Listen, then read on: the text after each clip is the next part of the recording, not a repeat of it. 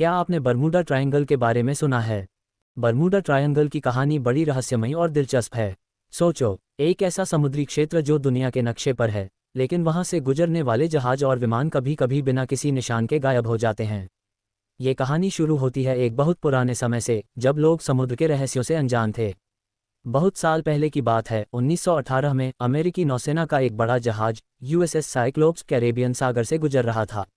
यह जहाज भारी मात्रा में मैंगनीज अयस्क से लदा हुआ था और इसमें 309 लोग सवार थे। सब कुछ ठीक चल रहा था, लेकिन अचानक से जहाज का संपर्क टूट गया। न कोई आपातकालीन संदेश मिला, न ही कोई संकेत। यूएसएस साइक्लोप्स और उस पर सवार सभी लोग एक पल में जैसे हवा में उड़ गए। अमेरिकी नौसेना ने महीनों तक उस जहाज को ढूंढने की कोशिश की, लेकिन न कोई मलबा मिला, न ही कोई सुराग। लोगों ने कहा कि वह जहाज बर्मुडा ट्रायंगल की रहस्यमयी शक्तियों का शिकार हो गया।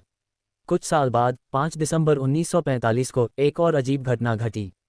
अमेरिकी नौसेना के 5 बमवर्षक विमान, जिन्हें फ्लाइट 19 के नाम से जाना जाता है, प्रशिक्षण मिशन पर निकले। उड़ान के बीच में पायलटों ने अपने नियंत्रण टॉवर को बताया कि उनके कंपास काम नहीं कर रहे और वे अपना रास्ता भटक गए हैं। वे समंदर के ऊपर मंडरा रहे थे, लेकिन उन्हें ये समझ नहीं आ रहा था कि वे कहाँ हैं। फिर अचानक से सब कुछ शांत हो गया। उन 5 विमानों का और उनके पायलटों का कोई अता पता नहीं चला।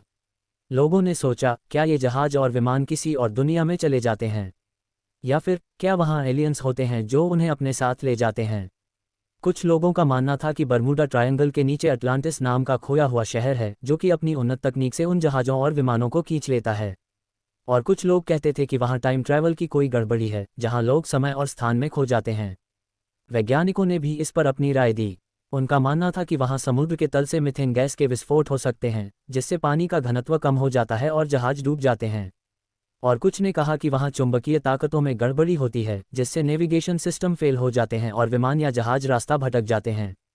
और फिर एक नई थ्योरी सामने आई, हेक्सागोनल बादल। इन बादलों के नीचे हवाओं की रफ्तार इतनी तेज हो जाती है कि वे जहाज़ों और विमानों को समुद्र में धकेल सकती हैं।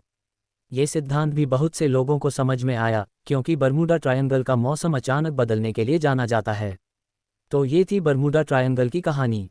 कुछ लोग इसे सिर्फ अफवाह मानते हैं, जबकि कुछ इसके रहस्य को सुझाने की कोशिश में लगे रहते हैं।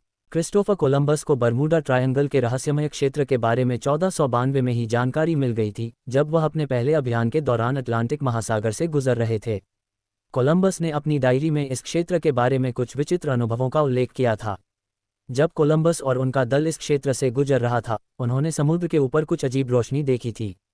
कोलंबस ने इसे एक अज्ञात प्रकाश के रूप में वर्णित किया, जो समुद्र के ऊपर आकाश में अचानक दिखाई दी थी। इस घटना ने दल के लोगों को आश्चर्यचकित कर दिया और उनमें भय पैदा कर दिया। कोलंबस और उनके साथियों ने यह भी देखा कि इस क्षेत्र में उनके कंपास सही ढंग से काम नहीं कर रहे थे।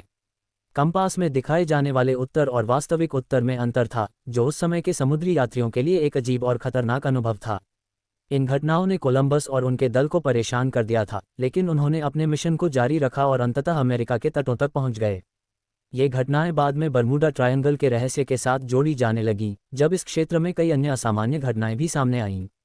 हालांकि कोलंबस के समय में बर्मुडा ट्रायंगल का नाम या इसकी पहचान नहीं थी, लेकिन उनके अनुभवों को बाद में इस रहस्यमय क्षेत्र के संदर्भ में देखा गया। और तब से लेकर आज तक भी बर्मुडा ट्रायंगल का सच कोई भी पता नहीं लगा पाया और ये आज भी एक रहस्य ही बना हुआ है।